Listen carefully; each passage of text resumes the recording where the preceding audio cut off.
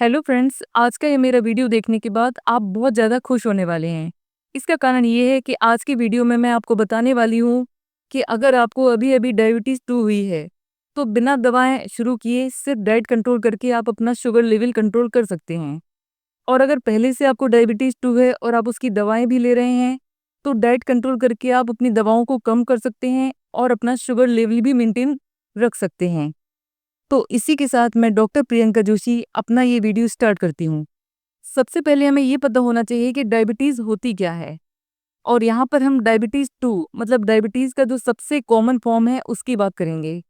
Diabetes एक ऐसी condition है जिसमें हमारे ब्लड में शुगर का लेवल बहुत ज़्यादा बढ़ जाता है और इसका कारण होता है हमारी बॉडी से सीक्रेट होने वाला एक हार्मोन इंसुलिन, जो कि शुगर लेवल को ब्लड में कंट्रोल करता है, उसका सीक्रेशन कम हो जाना। और डायबिटीज़ के बारे में अगर आप और डिटेल में जानना चाहते हैं, तो मैं ऑलरेडी इसका वीडियो बना चुकी हूँ और उसकी लिंक मैंने डिस्क्रिप्शन में दी हुई है। तो लिंक पर क्लिक करके आप उस वीडियो को देख सकते हैं। अब बात आती है कि ब्लड में शुगर लेवल बढ़ता कैसे है? तो जो शुगर के सोर्स हैं वो कई होते हैं। एक तो सिंपली जो स्वीट्स होते हैं, डिज़र्ट्स होते हैं, उनके थ्रू शुगर हमारे ब्लड में आती है। इसके अलावा जो पैकेट बंद जितनी भी खाने-पीने की चीज़ें होती हैं, उन सभी में शुगर ऐड की जाती है। एक तो टेस्ट बढ़ाने के लिए और दूसरा शेल्फ लाइफ बढ़ाने के लिए। मतलब जो पैकेट बंद प्रोडक्ट हैं वो लंबे टाइम तक खराब ना हो इसलिए। जैसे bread, sauce, chips, ketchup, cold drinks, biscuit, यहाँ तक कि हेल्दी फूड्स जैसे फ्लेवर्ड दही, इनमें भी छुपी हुई शुगर होती है। अगर हम डेली छोटे-छोटे चेंजेस करें तो शुगर इंटेक कम किया जा सकता है। फॉर एग्जांपल हम डेली शुगर की जितनी मात्रा चाय या कॉफ़ी में लेते हैं, अगर 1-1 चम्मच कम करना शुरू कर दें तो 1 मंथ में 30 चम्मच शुगर कम हो जाएगी। कोल्ड ड्रिंक की जगह हम लेमन वाटर या कोकोनट वाटर का यूज़ कर सकते हैं। शुगर स्नैक्स की जगह नट्स मतलब मेवे या फ्रूट्स या जैगरी मतलब गुड़ का यूज़ कर सकते हैं। फ्लेवर्ड कर्ड की जगह प्लेन कर्ड का यूज़ कर सकते हैं।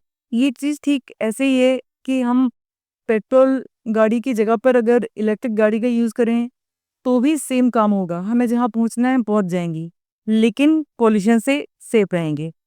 अब हमें देखना है कि शुगर के ज़्यादा इंटेक के कारण कौन-कौन सी प्रॉब्लम्स हो सकती हैं।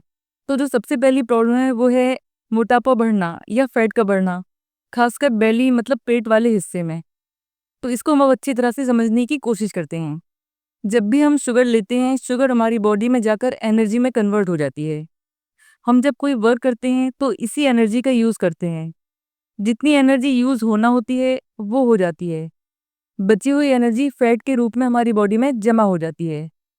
ये चीज़ ठीक इसी तरह है कि जैसे हमें हर मंथ सैलरी मिलती है, हम उस सैलरी का यूज़ करते हैं, जितना करना है करते हैं, बाकी हम बैंक में सेविंग अकाउंट में जमा करते जाते हैं। तो यहाँ पर भी जब लगातार हम एनर्जी का यूज़ नहीं करते हैं और वो फैट के रूप में जमा होती जाती है, तो मोटापा बढ़ता जाता है। शुगर इंटेक बढ़ने से जो दूसरी प्रॉब्लम आती है वो है टायर्डनेस। शुगर इंटेक करने पर हमें तुरंत एनर्जी मिलती है, जैसे बैंक से फास्ट लोन मिल गया हो।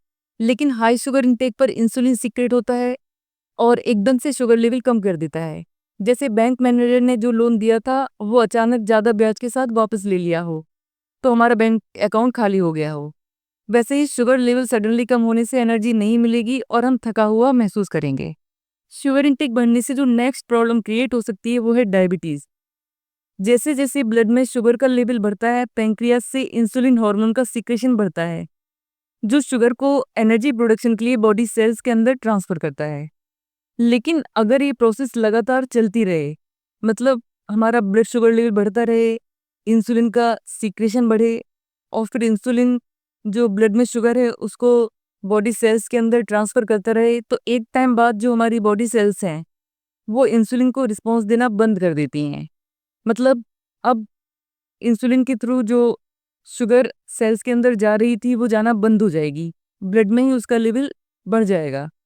ये चीज़ ठीक वैसे ही है कि जैसे अगर हम किसी से कोई काम के लिए बोलते हैं, तो वो 1 बार, 2 बार, 3 बार, 4 बार मतलब एक लिमिट तक हमारा काम करेगा। लेकिन हम बार-बार अगर उससे किसी काम के लिए कहेंगे, तो एक टाइम बाद वो हमें रिस्पॉन्स नहीं देगा। सेम चीज़ यहाँ हो रही है। तो जब इंसुलिन जो ब्लड शुगर है उसको सेल्स के अंदर ट्रांसफर नहीं कर पाएगी, तो क्या होगा? ब्लड में शुगर का लेवल बढ़ता जाएगा और इसी कंडीशन को डायबिटीज़ कहते हैं। अब हमें देखना है कि शुगर का इंटेक एकदम से बंद क्यों नहीं करना चाहिए, बल्कि इसकी जगह पर धीरे-धीरे शुगर इंटेक कम करना क्यों बेटर है। शुगर के ज़्यादा यूज़ करने के कारण हमारा ब्रेन डोपामिन का आदी हो चुका होता है। इसलिए अचानक स्टॉप करने से ब्रेन को लगने लगता है जैसे एनर्जी एकदम से चली गई हो। कई तरह की प्रॉब्लम्स आने लगती हैं, जैसे हेडेक, चिड़चिड़ापन, लो मूड, शुगर की बहुत तीव्र इच्छा होना। धीरे-धीरे शुगर इंटेक कम करने से क्या फ़ायदा होगा? बॉडी को एकदम से एनर्जी लॉस फ़ील नहीं होगा। डोपामिन एडिक्शन है वो भी धीरे-धीरे कम हो जाएगा, क्योंकि डोपामिन के कारण हमें जो एक्स्ट्रा खुशी महसूस हो रही थी, अब शुगर हम धीरे-धीरे कम करेंगे तो डोपामिन का सीक्रेशन भी धीरे-धीरे ही कम होगा। इसलिए जो खुशी है, उसमें जो कमी आएगी वो नेचुरल लगेगा हमें। मतलब वो खुशी में कमी नहीं होगी। एक तरह से हम अपने नेचुरल मूड में आने लगेंगे, नॉर्मल मूड में आने लगेंगे। अगर हम शुगर इंटेक में छोटा-सा भी चेंज करते हैं, जैसे पहले हम 1 कप चाय में 3 चम्मच शुगर लेते थे, अब 3 की जगह 2 चम्मच लेने लगते हैं, तो ये छोटा चेंज करना हमें बहुत ईज़ी लगता है और लॉन्ग टाइम तक इसे हम बरकरार भी रख सकते हैं। फिर 2 चम्मच शुगर जब हमें सफिशिएंट लगने लगे, तब हम 2 की जगह 1 चम्मच शुगर ले सकते हैं और इस प्रोसेस को लगातार कंटिन्यू रख सकते हैं। धीरे-धीरे शुगर कम करने में हमें स्ट्रेस भी नहीं होता है और हमें ऐसा भी फ़ील नहीं होता है कि हमारी बेसिक नीड को ख़त्म कर दिया गया है, वो भी पूरी नहीं हो पा रही है और इस बात के भी चांसेस नहीं रहते हैं कि लंबे टाइम तक शुगर नहीं लेंगे हम और फिर एकदम से बहुत ज़्यादा मात्रा में लेने लगेंगे।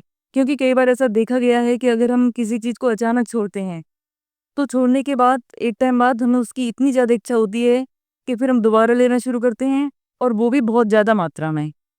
शुगर एडिक्शन भी एक तरह से एक नशे की तरह होता है। जैसे किसी पर्सन को नींद की गोलियों की आदत पड़ चुकी है और फिर वो छोड़ना चाहता है, तो डॉक्टर भी यही सजेशन देते हैं कि एकदम से नहीं छोड़ना है। धीरे-धीरे करके डोज़ कम करते जाना है, क्योंकि एकदम से छोड़ने में उसी तरह की प्रॉब्लम्स होंगी जैसे कि शुगर को एकदम से छोड़ने में होती हैं। के बाद में हमें देखना है कि हाई शुगर इंटेक का ब्रेन पर क्या इफ़ेक्ट पड़ता है। ब्रेन को वर्क करने के लिए लगातार शुगर की ज़रूरत पड़ती है। लेकिन अगर शुगर इंटेक हम ज़रूरत से ज़्यादा कर लेते हैं, तो जो शुगर है, वो ग्लूकोज़ में कन्वर्ट होकर जब ब्रेन में पहुँचती है, तो जो नर्व सिग्नल्स होते हैं, वो डिस्टर्ब हो जाते हैं, जिसके कारण हम रेस्टलेस हो जाते हैं, मतलब बेचैन रहने लगते हैं और साथ ही अनफ़ोकस्ड हो जाते हैं, मतलब किसी भी काम में फ़ोकस नहीं कर पाते हैं। बात यहीं ख़त्म नहीं हो जाती है। अभी चूँकि ब्लड में शुगर का लेवल हाई है, इस कारण से इंसुलिन सीक्रेशन बढ़ जाता है। इंसुलिन सीक्रेशन बढ़ने के कारण ब्लड में शुगर का लेवल जो है वो रिड्यूस होने लगता है, इसलिए ब्रेन एकदम से टायर्ड हो जाता है। साथ ही चूँकि थोड़ी देर पहले ब्लड शुगर लेवल हाई था और अब एकदम से कम हो गया है, तो ब्रेन कन्फ्यूज़ हो जाता है, फॉगी हो जाता है। फॉगी से मतलब है कोहरा जैसा ब्रेन पे छा जाता है। जैसे कोहरा में हमें कोई भी चीज़ क्लियर नहीं दिखाई देती है, वैसे ही ब्रेन भी कुछ भी क्लियरली समझ नहीं पाता है। हाई शुगर लेवल के कारण ब्रेन की कुछ पार्ट्स में इन्फ्लेमेशन हो जाता है, मतलब स्वेलिंग आ जाती है, जिसके कारण हमारी मेमोरी और थिंकिंग पावर है वो अफेक्टेड हो जाती है, मतलब वो कम होने लगती है। हाई शुगर लेवल होने पर जो ब्लड वेसल्स ब्रेन तक ऑक्सीजन और न्यूट्रिएंट्स मतलब पौष्टिक पदार्थों को पहुंचाती हैं, वो डैमेज हो जाती हैं, मतलब नष्ट हो जाती हैं, जिसके कारण ब्रेन को प्रॉपर ऑक्सीजन और न्यूट्रिएंट्स नहीं मिलते हैं, जिसके कारण जो हमारी लर्निंग पावर है, किसी चीज़ को सीखने की क्षमता है, फोकस है, किसी चीज़ पे पूरा ध्यान देने की क्षमता है, ये सारी चीज़ें डाउन होने लगती हैं। इसके बाद में हमें देखना है 7 डेज़ शुगर रिडक्शन चैलेंज। ये एक तरह का गेम है जो कि आपकी शुगर रिडक्शन की जर्नी को इंटरेस्टिंग बनाने के लिए बनाया गया है। इसमें आपको बहुत ही सिंपल काम करना है, अगले 7 डेज़ तक शुगर इंटेक का रिकॉर्ड रखिए कि आपने कितनी शुगर ली है। हर दिन थोड़ा-थोड़ा कम करने की कोशिश कीजिए। धीरे-धीरे आदत बन जाएगी। 7 डेज़ बाद दोबारा चैलेंज स्टार्ट कीजिए। तो ये जो गेम है, वो इस कॉन्सेप्ट पे बेस है कि अगर हम पैसे का हिसाब रखते हैं, तो नेचुरली पैसा कम खर्च होता है और अगर हम पैसे का हिसाब नहीं रखते हैं, रिकॉर्ड नहीं रखते हैं, तो हम कभी भी कहीं भी कुछ भी खर्च करते रहते हैं, हमें पता भी नहीं चलता है। इसी के साथ मेरा ये वीडियो यहीं कंप्लीट होता है। इसके बाद में मैं आपसे एक सवाल करना चाहती हूँ जिसका आंसर आप कमेंट करके बता सकते हैं। क्या आप भी अपना शुगर इंटेक कम करने की कोशिश कर रहे हैं? और अगर कर रहे हैं तो किस तरह से कर रहे हैं? क्या आप डेली अपने फूड में शुगर की मात्रा कम कर रहे हैं या शुगर का कोई सब्स्टिट्यूट यूज़ कर रहे हैं जैसे कि जैगरी मतलब गुड़, फ्रूट्स या नट्स? मिलते हैं नेक्स्ट वीडियो में एक नए टॉपिक के साथ। तब तक के लिए bye. Thank you very much.